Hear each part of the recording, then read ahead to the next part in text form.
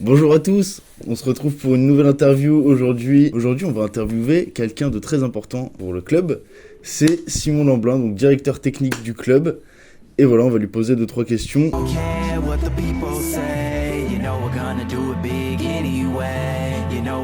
Donc déjà, bonjour Simon. Bonjour Corentin. Est-ce que tu pourrais te présenter, dire ton âge, ce que tu fais, ce que tu apportes au club, etc.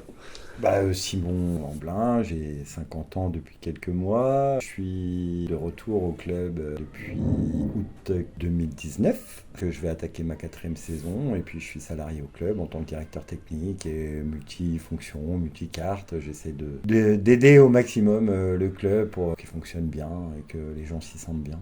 Ok, donc quand on est directeur technique dans un club, ça correspond à quoi? Ça correspond à beaucoup de choses, avoir un regard sur beaucoup de choses. Moi, ma façon de voir les choses, c'est d'essayer de faire avancer chaque jour petit à petit pour que l'ensemble des acteurs du club, les joueurs, les parents, les entraîneurs, les bénévoles, les dirigeants se sentent bien quand ils sont au club. Donc une qualité relationnelle entre les gens, c'est très important pour moi.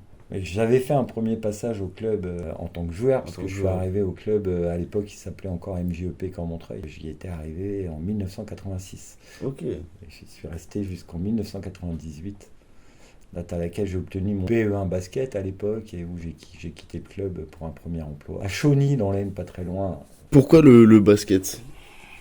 Pourquoi le basket? Alors je crois que c'est d'abord avant tout familial, parce que mon père jouait au basket. En fait à l'époque il jouait, moi j'étais tout minot, il jouait au RUC, grand club universitaire aujourd'hui disparu puisque maintenant il s'appelle le RUCB, c'est plus les mêmes structures qu'à l'époque, qui a joué jusqu'en National 2 je crois, le RUC à l'époque, si je ne me trompe pas, et donc mon père lui jouait pas dans l'équipe première, il était plutôt dans l'équipe réserve, et j'ai des souvenirs de jouer, de rejouer les matchs le samedi dans la nuit pendant que les adultes rejouaient aussi le match, mais un tout petit peu à côté de la salle. Ah ouais, ok. Dans le fameux club Ous.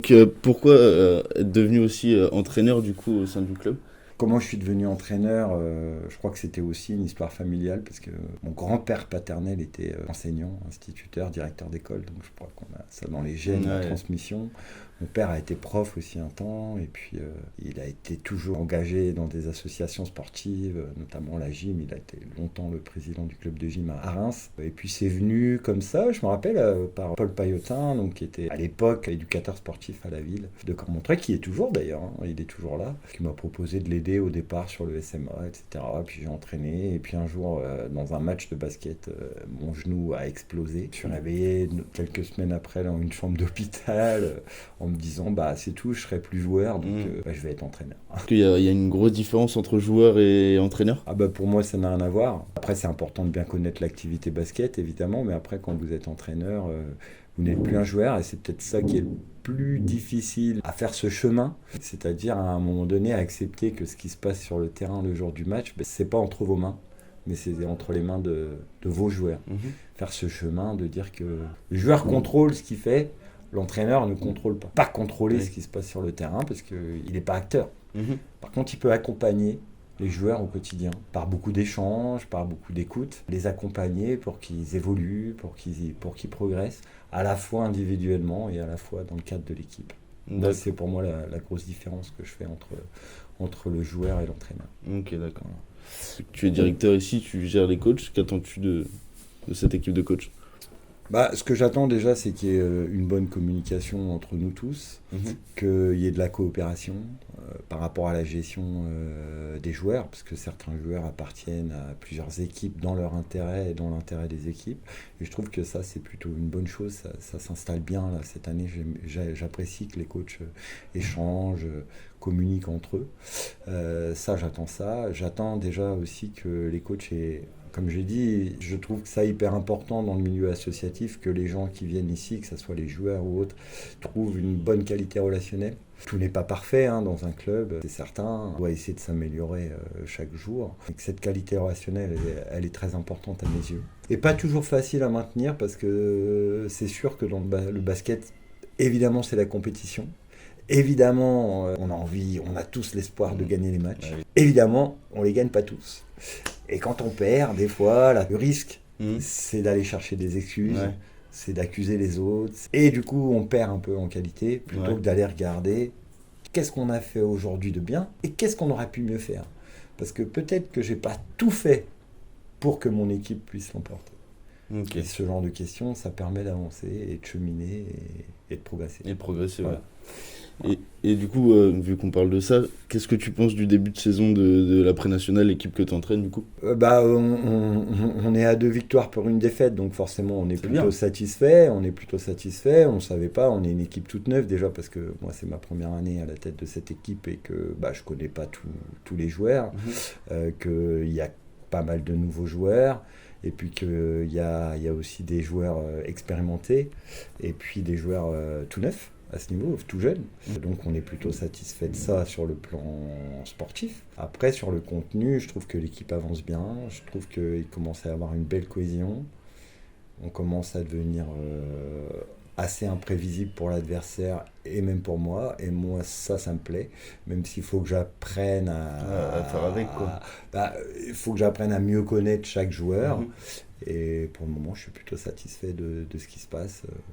Voilà, bon, je pense qu'il va y avoir encore de nombreux matchs, il y aura encore des défaites, probablement aussi des victoires, on l'espère tous. On l'espère, évidemment. Et voilà. Ok, donc globalement une bonne entente qui promet une belle progression, et voilà. Ouais, je pense que c'est plutôt bien parti. Okay. Après, dans la progression d'un groupe, il y a différents stades à passer. En général, le stade 1, quand vous êtes en début de saison, tout se passe toujours bien parce que c'est tout neuf, on met en place les choses, ça se passe bien. Et puis au bout d'un mois et demi, on va dire, les gens ont pigé, rentrent dans une espèce de routine et là, on est dans le stade 2 et c'est ce stade-là qu'il faut passer pour aller vers le stade 3 où là l'équipe prend son envol. Et le stade 2 n'est pas toujours facile à passer. On y croit. J'ai confiance. J'apprécie l'ensemble des joueurs et la communication qui passe bien. D'accord. Ouais. Et par rapport du coup au début de saison de l'équipe 1 en NM3 ? Moi j'ai une bonne communication avec Mickaël, le coach de l'équipe première. J'ai trouvé que l'équipe bossait bien. Malheureusement, elle n'a pas réussi à gratter les victoires qu'elle aurait pu avoir, puisque des courtes défaites, c'est toujours un peu rageant. Voilà, il y a encore beaucoup de chemin. Moi j'ai confiance en Mickaël pour retrouver le chemin et pour accompagner les joueurs, pour donner leur maximum et gratter les victoires dont ils vont avoir besoin et repartir de l'avant. Donc oui. Et puis j'ai confiance dans les joueurs aussi parce qu'il y a des joueurs de qualité. Okay. Que ce soit les joueurs majeurs et même les remplaçants, il y a des joueurs qui connaissent le basket. Donc j'ai confiance. Voilà. Une belle saison qui on l'espère va se profiler. Donc merci Simon pour cette interview, on en a appris beaucoup plus sur toi, donc c'était super intéressant. Merci à vous d'avoir déjà regardé la première partie de l'interview. N'hésitez pas à vous abonner, à liker et à venir nombreux au prochain match. You know we're gonna do it big anyway. You know we're gonna do it